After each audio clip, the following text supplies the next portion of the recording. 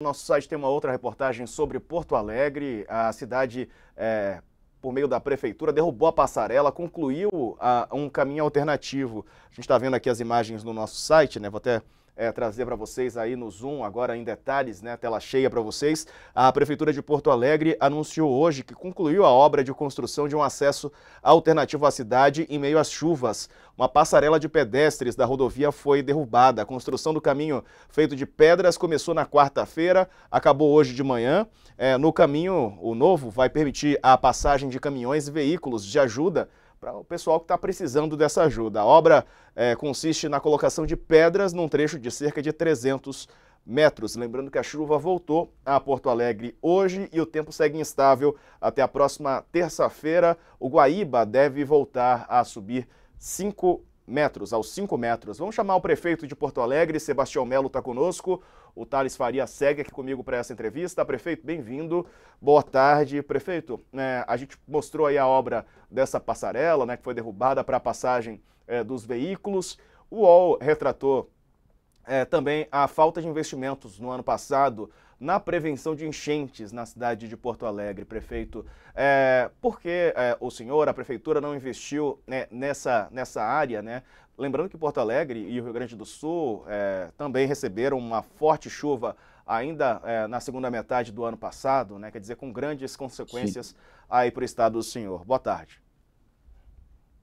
Diego, primeiro, liguei estar com vocês, com o Thales aqui, para poder, nesse momento difícil da cidade, do nosso Rio Grande do Sul, falar sobre o que está acontecendo. Primeiro, sobre a passarela, trata-se de um corredor humanitário que nós estamos abrindo, né, numa das entradas da cidade, para suprir a cidade de remédio, de comida, né, do exército, das ambulâncias e tantas outras necessidades que a cidade precisa ser suprida minimamente, né? Então, essa foi a decisão, tá? Bom, eu vivo a cidade de Porto Alegre há 46 anos, fui vereador dela por 3 mandatos, fui vice-prefeito e hoje sou prefeito da cidade. Eu acho que a gente tem que discutir o Brasil, dentro do Brasil, Porto Alegre, né? Nós tivemos um crescimento desordenado na América Latina e de resto do mundo periférico. O Brasil também é assim. Hoje, 86% das pessoas vivem nas cidades. E as cidades não foram preparadas para esse novo normal. Essa é a realidade. Então, acho que nós temos que discutir a floresta e não só a árvore, né? Eu respondo pela cidade há 3 anos e meio e posso dizer o seguinte: a gente tem feito muito investimento nessa área. Eu não concordo com a matéria de vocês. Vocês pegaram uma aba do orçamento e publicaram como se verdadeiro fosse. Então, acho que a democracia é o princípio do bom contraditório. Acho que esse bom debate que vocês estão abrindo aqui, eu quero debater sobre ele, né?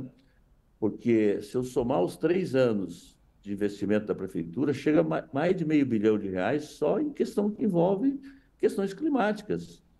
Então, eu não posso reduzir a discussão, e no ano de 2023 são mais de 100 milhões. Só nos arroios, por exemplo, que são 27 bacias hidrográficas, fazia anos e anos que não era limpado. Eu investi 35 milhões, as casas de bombas todas foram reformadas. Agora, elas não são casas de bombas para esse novo normal, porque elas foram construídas na década de 60. Então, o Muro da Mauá, os diques que foram construídos, nós tivemos uma grande enchente aqui em 41 e tivemos muitas outras depois, mas esse muro foi testado agora e o muro resistiu até agora. Alguns portões rebentaram. Então, acho que a gente tem que revisitar. Mas eu volto a dizer, nesse momento, o que eu estou fazendo aqui, o que Porto Alegre está fazendo, os municípios estão fazendo, o governador está fazendo, primeiro é uma união de esforços entre a União, os estados e municípios. Eu acho que num momento como esse, se você fizer disputa política, você está cometendo um grande erro. Para mim, só tem um lado, que é salvar vidas e reconstruir a cidade. Então, eu vou continuar trabalhando desse jeito, desta forma, e, evidentemente, né, nestas fases que ainda estamos acolhendo pessoas. Nós estamos com 15 mil pessoas nos abrigos, não é fácil administrar 15 mil pessoas, tem quase 4 mil pessoas que são da grande Porto Alegre, mas a dor não tem fronteira. A gente precisa acolher os nossos irmãos que também não puderam ficar nas cidades vizinhas. Nós temos aí mais 20, 30 mil que não estão nos abrigos, mas que também abandonaram as suas casas. Então, esta primeira fase, toda fase é dura, mas a fase mais difícil vai ser o retorno, tá? Essas pessoas estão nos abrigos ou saíram para os vizinhos, dos vizinhos, porque elas nunca deveriam estar morando nessas localidades. Isso vale para a Grande São Paulo, para o Rio de Janeiro, vale para Goiânia, vale para Belo Horizonte, vale para Porto Alegre, ou seja, tu tem muitas cidades dentro das cidades. Então, acho que o Brasil tem que rediscutir, sim, as cidades, a era das cidades é o que vive o mundo, né? Então, não adianta eu ter a era da cidade no discurso e não ter na prática. Sem recurso, não tem área de risco que se resolve, né? Então, acho que esse é um debate que a gente tem que... Eu tenho produzido ele na frente dos nossos prefeitos em muitos momentos, não é agora, mas agora a gente tem que salvar vidas. E na frente aí temos que juntos reconstruir as nossas cidades e o clima, essa questão climática mais aguda que o Brasil já teve, entendeu? Prefeito, o Guaíba é um rio ou um lago? Eu estou perguntando isso porque essa definição de rio ou lago faz com que não se possa ter uma construção nas margens do Guaíba até 500 metros, se for um rio, ou 30 metros, se for um lago. Aí, na década de 90, se decidiu que o Guaíba é um lago. E isso permitiu construções mais próximas do lago. Foi um erro dos gestores colocar essa definição. E ainda para acrescentar, é verdade que o senhor pensou em derrubar o muro lá da Guaíba? Thales, deixa eu te dizer o seguinte, vou começar pelo muro, tá? Eu tenho posição sobre isso já de muito tempo, assim, eu nunca defendi a derrubada do muro, eu sempre defendi a possibilidade de outras alternativas. O mundo tem tecnologia para tudo, né? A pergunta é, eu preciso ter um muro fixo ou eu posso ter placas que, em caso de enchente, ele deve subir?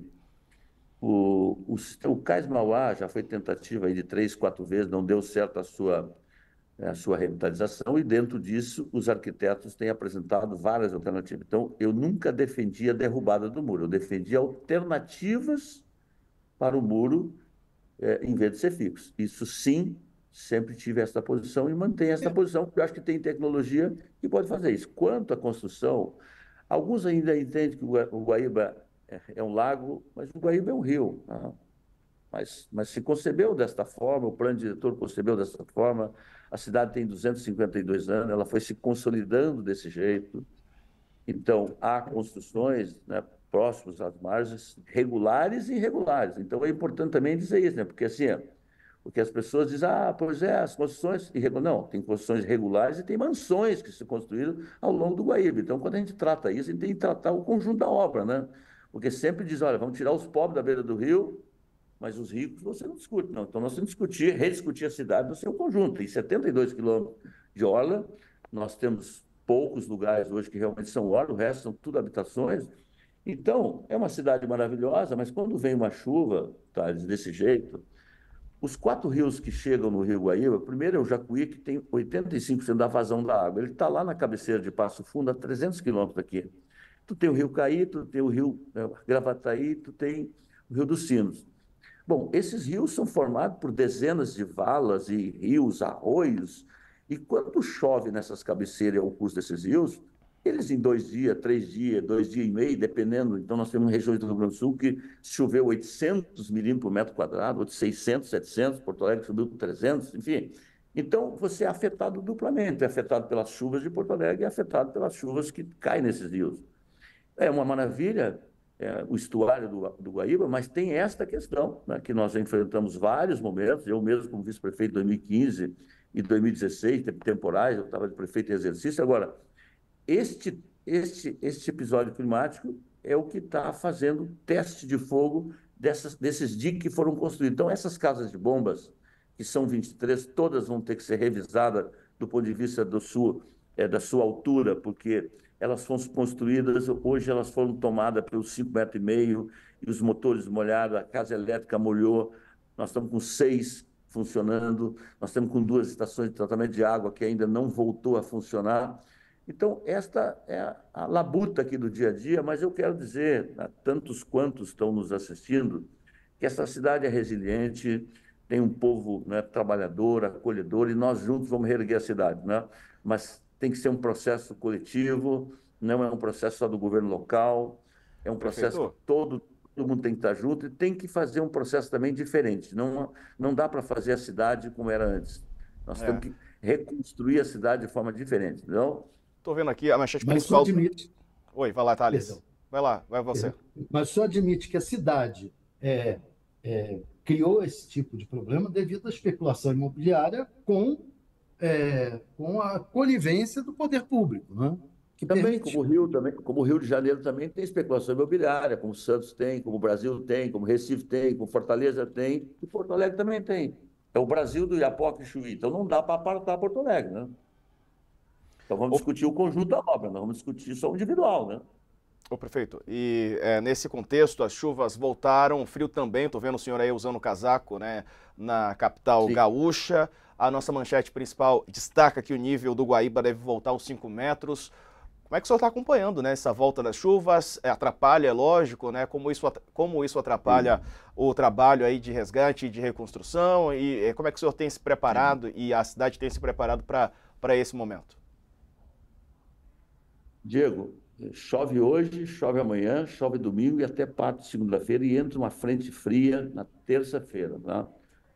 Bom, e temos a possibilidade, né, o rio baixou para 4 e um pouco mais, mas 50, 4,60, acho que é a última régua que eu vi, poderá voltar sim, poderá voltar sim.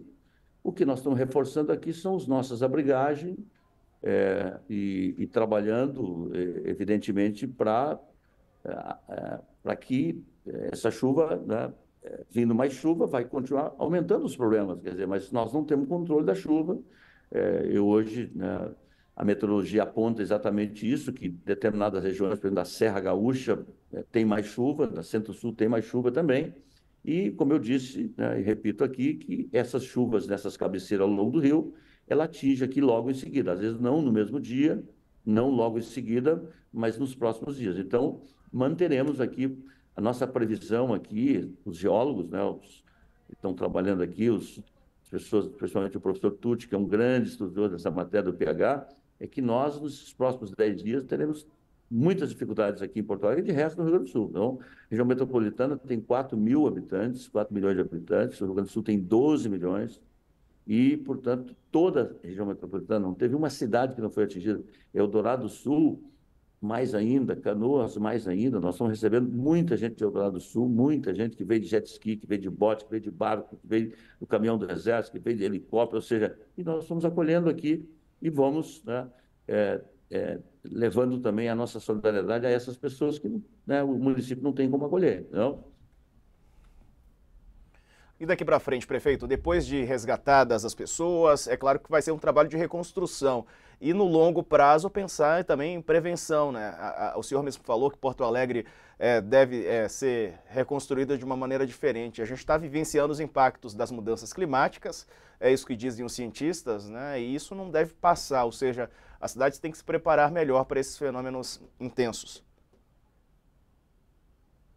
Diego, eu divido assim em 3 momentos. Nós estamos vivendo um momento que é de acolhimento, de resgate, de suprimento da cidade. Esse é o primeiro momento.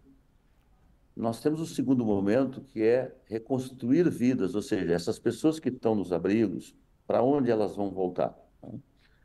E aí tem alternativas, né, que não tem terreno para construir tantas casas de um dia para a noite, cidade bastante adensada, então você não resolve. O aluguel social, que é sempre uma possibilidade de poder bancar um aluguel social, mas tem que ter residências para poder oferecer o aluguel social. Nós temos uma figura aqui do bônus moradia, que é uma compra, onde o poder público oferece R$ 142 mil para que o cidadão possa comprar um imóvel em Porto Alegre ou até fora dele. Mas nós estamos falando de bilhões aqui, de bilhões, né, de bilhões, né? Nós temos as construções provisórias, que eu tenho um espaço aqui chamado Porto Seco, onde tem a pista do Carnaval, que eu já decidi que vou transformar numa cidade provisória, por enquanto. Estamos já em contato com várias empresas, Container, enfim, para ver parte desse processo.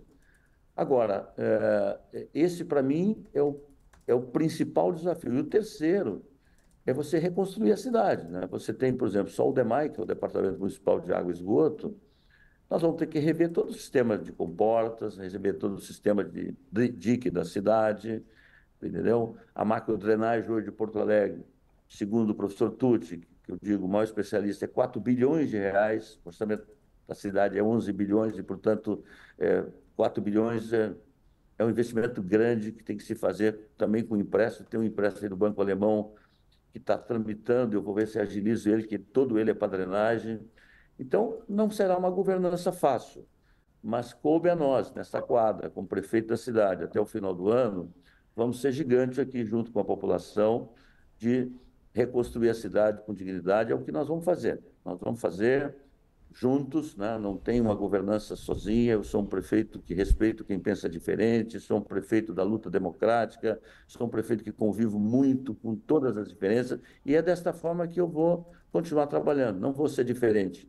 Trabalhar, levantar cedo, dormir tarde, fazer o que tem que ser feito e tomar decisões difíceis.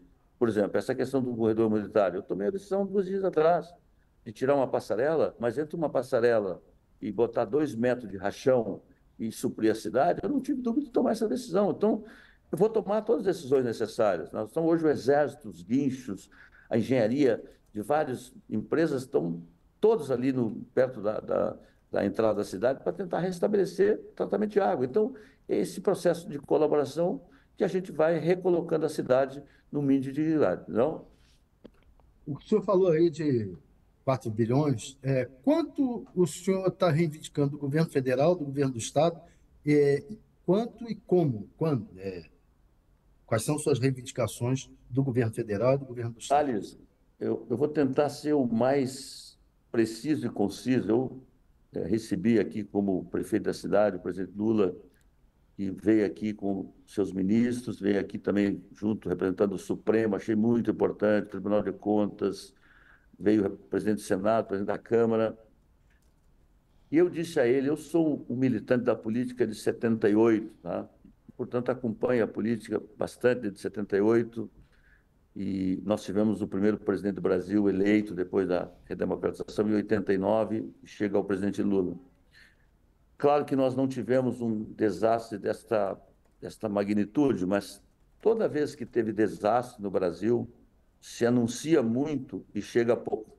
Então, eu disse, presidente, eu acho que a maneira, o senhor é um homem solidário, o senhor é um homem que tem sensibilidade enorme, tem que mudar, tem que ter uma medida, seja uma medida, uma PEC, ou seja, uma medida provisória, que simplifique a chegada do dinheiro.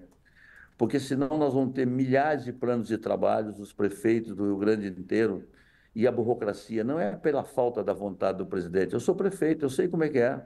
Um comando de um prefeito para vir para a vida real demora muito, um comando do governador para a vida real demora muito, e um comando do presidente demora muito, porque um país precisa ter órgãos de fiscalização. Agora, não posso ter 10 órgãos de fiscalização, 15, ter 5 para executar, não pode dar certo isso.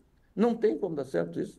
Então, o que eu espero é que a gente possa acessar os recursos. Eu já estou fazendo os planos de trabalho, cadastrando, a Caixa Federal está coordenando, tem um grupo do governo federal aqui, nós temos tido reuniões já, várias reuniões, e, evidentemente, contar com essa parceria. Eu também tenho que botar dinheiro municipal, eu vou ter que rever o meu orçamento de várias rubricas, né? Eu vou pedir, por exemplo, né, os empréstimos que eu tenho aqui, nacional e internacional, tentar pedir um prazo, né, de carência para voltar a pagar, estou revisando fundos que eu posso mexer, e tantas outras coisas, só que tem orçamento vinculado de saúde, de educação, folha de pagamento, previdência, que são coisas que um gestor não pode mexer. Eu sempre digo, né? A pessoa elege prefeito e acha que senta na cadeira inteira, um governador senta na cadeira inteira, e o presidente não, tu senta na pontinha da cadeira, porque o restante do orçamento já está todo fechado. Então, então, numa crise, eu tenho 2 empréstimos internacionais que está pronto, um é do BIRD e outro é do BID, né? Uma agência francesa, e justamente esses empréstimos desde 21, tramitou, e agora está na fase da aprovação do Tesouro Nacional, depois vai para o Senado, e o Senado faz a referendo final. Eu tenho falado lá com o ministro Haddad e com toda a sua assessoria, acho que está bem encaminhado. Esses empréstimos é por centro histórico, boa parte deles, e para o quarto distrito, foram dois bairros, duas regiões profundamente atingidas, então isso também vai ajudar um pouco, ou seja, o governo federal não tem todo o dinheiro do mundo, esses empréstimos também, que são para pagamento em 30 anos, vai nos ajudar também na recuperação da cidade. Então, nós vamos usar todos os instrumentos que temos e vou criar talvez um fundo específico ou entidades ou universidades que possam gestar isso para ser um pouco mais desburocratizado, mesmo que a economia do Rio Grande vai passar por um baque muito grande. Então, a classe empresarial também tem limite de ajudar, né? Mas eu penso que mesmo com toda essa dificuldade, os empresários de Porto Alegre, né, ao longo da sua história, também não vão se negar a ajudar. E tem várias maneiras de ajudar. Às vezes não é Ô, botando o dinheiro prefeito. direto. Nós temos que fazer uma grande limpeza na cidade agora, com a saída da lama.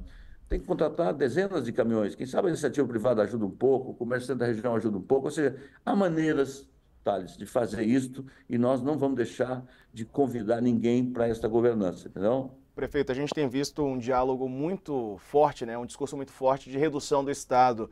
Agora a gente vê como o senhor mesmo está pedindo recursos para o governo federal, o governo do Estado, a presença do Estado, né, aí no Rio Grande do Sul. É claro que o empresariado também colabora, mas o senhor considera que é importante a manutenção, né? Quer dizer, o Estado tem a sua importância, relevância e se mostra nesse momento, por exemplo, como das chuvas aí no Rio Grande do Sul? Diego, eu acho que o poder público tem um papel importante. Agora, eu não posso gastar 70% do dinheiro do poder público na atividade meio. É isso que está errado no poder público. Uma máquina pública carcomida, burocrática, privilégios, castas que ganham 30, 40, 50, 100 mil por mês e o povo passando fome. Então, esse Estado não deu certo, nem um pouquinho. Então, não tem como abrir mão de segurança pública, não tem como abrir mão do SUS, não tem como abrir mão de educação. Agora, eu sou um prefeito que sou muito pragmático. Aquilo que a iniciativa privada pode fazer, deve fazer. E tem coisas que o poder público não pode abrir mão. Agora, esse Estado brasileiro, na minha visão, é um Estado falido. É um Estado que criou uma casta de privilégios enorme e que é o Brasil que está aí do Iapoque ao Chuí. Então, agora, é o Brasil que nós construímos, gerações que construíram. Então, nós não vamos resolver isso também que não seja pela via democrática. E a regra do jogo é a Constituição. Tem uma Constituinte que foi criada, que criou milhões de direitos, muitas vezes sem direitos, não criou fonte de custeio, e aí a coisa foi indo desse jeito, entendeu?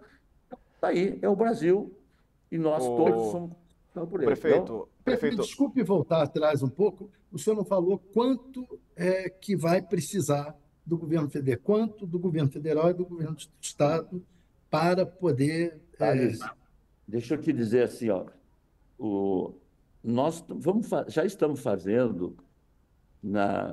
Primeiro, a gente fez o decreto, o governo federal reconheceu e tem todo um procedimento de você cadastrar as reivindicações.